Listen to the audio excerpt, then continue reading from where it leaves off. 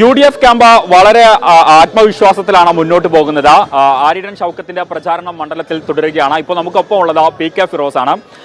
ആദ്യം തന്നെ പറയട്ടെ, ഇന്നലത്തെ ഒരു വീഡിയോ നിങ്ങളെ യുവാക്കളെ ഒന്നാകെ ഒരുമിച്ച് കാണുക, ഒരുപക്ഷെ ഇതൊരു ചിത്രം എടുത്തു വെക്കാൻ പറ്റുന്ന ഒരു ചിത്രമായിരിക്കും.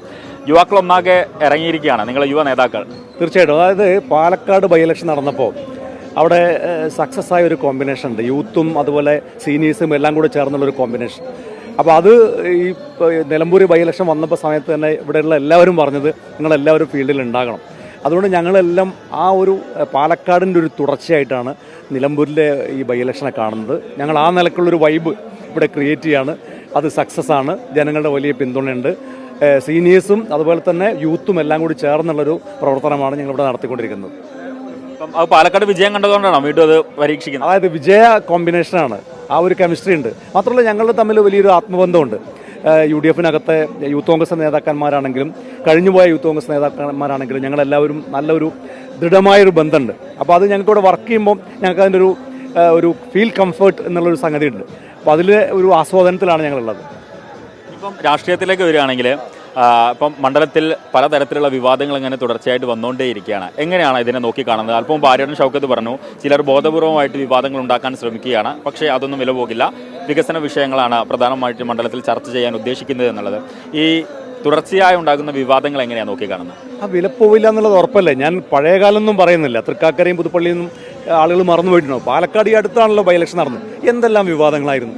ഓരോ ദിവസവും കോൺഗ്രസിൻ്റെ ഓരോ നേതാക്കന്മാർ പാർട്ടി വിടുന്നു, പത്രസമ്മേളനം നടത്തുന്നു, നീലപ്പെട്ടി, നീല ട്രോളി, എന്തെല്ലാം വിവാദങ്ങളുടെ പിറകെയാണ്. ഒരു ചാനൽ അതിൻ്റെ റൂട്ട് മാപ്പ് ഉണ്ടാക്കി അതിൻ്റെ പിന്നാലെ പോലും പോയ നിങ്ങളല്ല, അങ്ങനെ പോയ വാർത്തകൾ വരെ നമ്മളന്ന് കണ്ടു. പക്ഷേ അതിനെല്ലാം ജനങ്ങൾ തള്ളി 18,000-ൽ പരം വോട്ടുകൾക്കാണ് അവിടെ വിജയിച്ചത്. അത് തന്നെയാണ് ഈ നിലമ്പൂർ ആവർത്തിക്കാൻ പോകുന്നത്. വിവാദങ്ങൾ ജനങ്ങൾ മറക്കും. കാരണം ഇപ്പോൾ നിങ്ങൾ ആലോചിക്കുക, ഇടതുപക്ഷ സ്ഥാനാർത്ഥി അദ്ദേഹം എല്ലാ സ്ഥലത്തും പോയി പറയുന്ന കാര്യം പവർ കട്ടില്ല, പവർ കട്ട് UDF ഭരിക്കുന്ന സമയത്ത് പവർ കട്ട് ഉണ്ടായിരുന്നു എന്നൊക്കെ പറയുന്ന പച്ചക്കള്ളമാണ്. കാരണം ഈ ഗവൺമെൻറ്റിൻ്റെ കാലത്ത് തന്നെ 3 തവണയാണ് വൈദ്യുതി ചാർജ് വർദ്ധിപ്പിച്ചത്. ജനങ്ങളുടെ മനസ്സിൽ അതുണ്ടല്ലോ.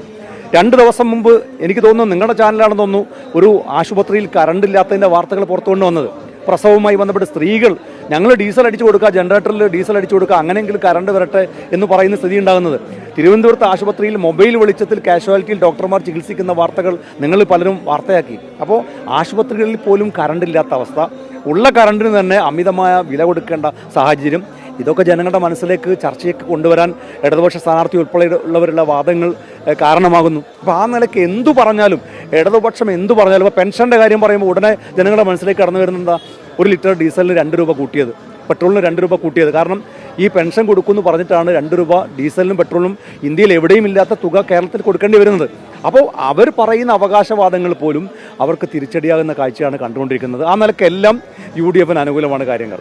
ഗോവിന്ദമാഷ് പറയുന്നത് പക്ഷേ ലീഗും കോൺഗ്രസും ഭയങ്കര അസ്വസ്ഥരാണ്, രണ്ടുപേരും ഭയങ്കര പ്രശ്നങ്ങൾ നടക്കുന്നുണ്ട് ഉള്ളിൽ എന്നുള്ളതാണ്. അങ്ങനെ ഏതെങ്കിലും തരത്തിലുള്ള പ്രശ്നങ്ങളുണ്ടോ?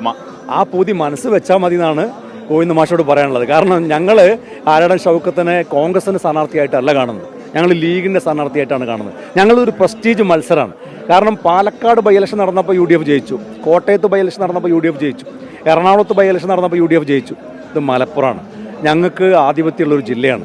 ഇവിടെ എന്തെങ്കിലും ഒരു ഭൂരിപക്ഷത്തിൽ കുറവ് സംഭവിച്ചാൽ പോലും അത് ഏറ്റവും കൂടുതൽ ബാധിക്കുന്നത് ലീഗിനെയാണെന്നുള്ള നല്ല ബോധ്യം ഞങ്ങൾക്കുണ്ട്. ഞങ്ങളുടെ പാർട്ടി സെക്രട്ടറി തന്നെ അക്കാര്യം പറഞ്ഞു.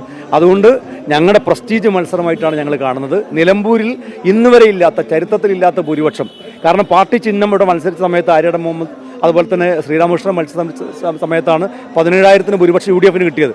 അതിനേക്കാൾ ഉയർന്ന ഭൂരിപക്ഷം UDFന് കിട്ടണം എന്ന വാശിയിലാണ് ഞങ്ങൾ പ്രവർത്തിച്ചുകൊണ്ടിരിക്കുന്നത്. ഇപ്പം ഇന്നലെ ഉണ്ടായ ഒരു ട്വിസ്റ്റ് എന്ന് പറയുന്നത് PV അൻവറിൻ്റെ സ്ഥാനാർത്ഥിത്വവുമായി ബന്ധപ്പെട്ട് അദ്ദേഹത്തിൻ്റെ ഒരു പത്രിക തള്ളി. അദ്ദേഹം ആദ്യമായിട്ട് ഇലക്ഷനിൽ നിൽക്കുന്ന ഒരാളല്ല. അദ്ദേഹത്തിന് അറിയാം ദേശീയ പാർട്ടി സംസ്ഥാനത്തേക്ക് വരുന്ന സമയത്ത് അതിന് കൃത്യമായിട്ട് മാനദണ്ഡങ്ങളുണ്ട്, ആ മാനദണ്ഡങ്ങൾ പാലിക്കണം എന്നുള്ളത്. പക്ഷേ എന്തുകൊണ്ടോ ഒരു ഒപ്പിൻ്റെ പേരിൽ ഇത് തള്ളുകയാണ് ചെയ്തത്. അപ്പോൾ ഇപ്പം ഉയർന്ന ആരോപണം എന്ന് പറയുന്നത് PV അൻവർ ബോധപൂർവ്വം അത്തരമൊരു ശ്രമം നടത്തിയതാണ്. കാരണം തൃണമൂലിൻ്റെ സ്ഥാനാർത്ഥിയാവാതെ സ്വതന്ത്രനായിട്ട് നിൽക്കണം എന്ന ബോധപൂർവമായിട്ടുള്ള ശ്രമം അത് തെരഞ്ഞെടുപ്പിന് ശേഷം PV അൻവറിനെ വിലപേശാനുള്ള ഒരു ആയുധമായിട്ട് കണക്കാക്കാനാണ് എന്നുള്ള തരത്തിൽ. അതിനെങ്ങനെയാണ് നോക്കിക്കാണുന്നത്? അല്ല, ഞങ്ങളെ അതൊന്നും ബാധിക്കുന്ന പ്രശ്നമല്ല. അപ്പം ഞങ്ങളെ സംബന്ധിച്ചിടത്തോളം ഈ നിയോജകമണ്ഡലത്തിലെ മത്സരം എന്ന് പറയുന്നത് UDF ഉം LDF ഉം തമ്മിലാണ്. അതിനകത്ത് ഭരണപക്ഷ മുന്നണിക്കെതിരായി LDF റിബലായിട്ടാണ് PV അൻവർ പുറത്തേക്ക് കടന്നു വന്നത്. അദ്ദേഹം ഉന്നയിച്ച വിഷയങ്ങളാണ് പ്രധാനം.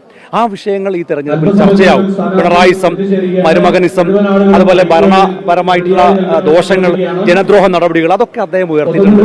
ആ വിഷയം കൂടി മനസ്സിൽ കൊണ്ടുവച്ചായിരിക്കും 19-ാം തീയതി ജനങ്ങൾ വോട്ട് ചെയ്യുക. അത് 23-ലെ റിസൾട്ടിൽ അത് പ്രതിഫലിക്കും. അക്കാര്യമാണ് ഞങ്ങൾക്ക് കുറച്ച് ബോധ്യമുള്ളത്. മറ്റതൊക്കെ അദ്ദേഹത്തിന് സ്ഥാനാർത്ഥിത്വവുമായി ബന്ധപ്പെട്ട് അദ്ദേഹം എന്ത് സ്ട്രാറ്റജിയാണ് സ്വീകരിച്ചതെന്നുള്ളത് അദ്ദേഹത്തിന് മാത്രം അറിയാവുന്ന കാര്യങ്ങളാണ്.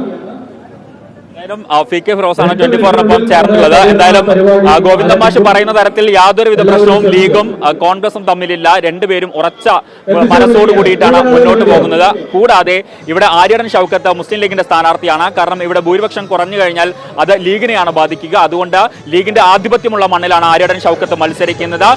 ആര്യടൻ ഷൗക്കത്തിന് ഉറച്ച വിജയമാണ് ലീഗ് മുന്നിൽ കാണുന്നത്. ക്യാമറമാൻ മുനീഫ് തിരൂരിനൊപ്പം ഷഹദ് റഹ്മാൻ, 24 നിലമ്പൂർ.